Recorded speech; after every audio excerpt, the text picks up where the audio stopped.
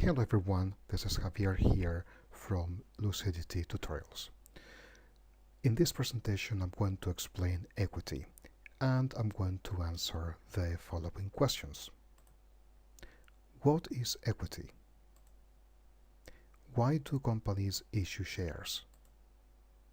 Why do investors buy shares? And what types of shares are there?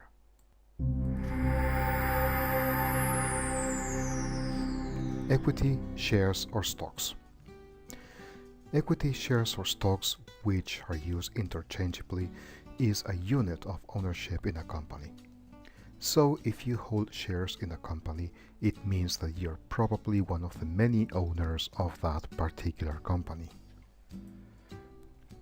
But why do companies issue shares? Companies issue shares in order to raise capital for a variety of objectives, such as expansion, acquisition of other companies, purchase of machinery or land, research, etc. The alternative to issuing shares would be issuing bonds.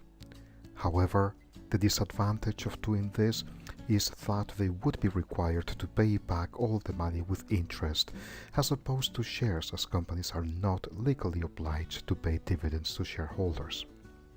On the downside, by issuing shares, the company is giving up part of its ownership, consequently losing potential profits if it grows in value. Why do investors buy shares?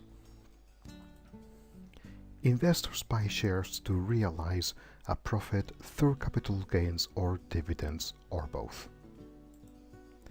Some investors invest in the long term by putting their money in investment collective schemes, which we will look into detail in another video, or in buying shares from individual companies. And some other investors are looking for a quicker gain and invest in the shorter term, sometimes making a high profit in a relatively short period of time. But with high returns comes higher risk. As an example, in the dot-com bubble, some investors made a lot of money.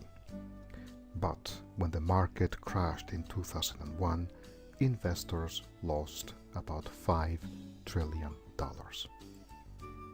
These massive and difficult to comprehend losses are not new. In the 17th century in the Netherlands, the price of tulip bulbs inflated so much that some people would sell all their possessions to buy one or a few flowers. When the tulip bulb market crashed, many of these investors lost all their possessions and the Netherlands went into a long-lasting recession. Almost 400 years later, we are still making the same mistakes.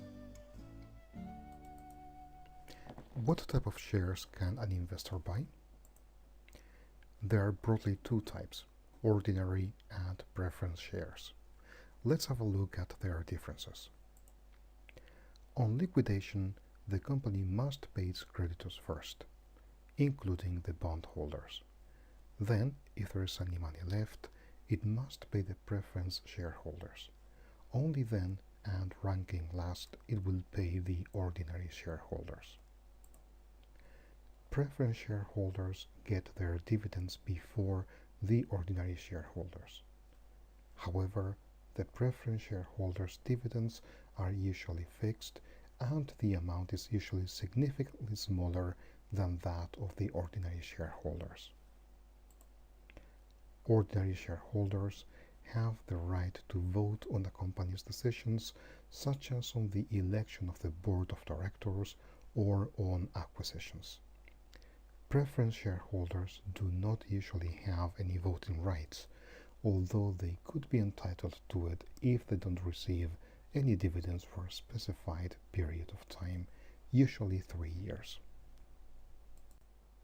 Thank you for listening, and don't forget to check for new videos shortly.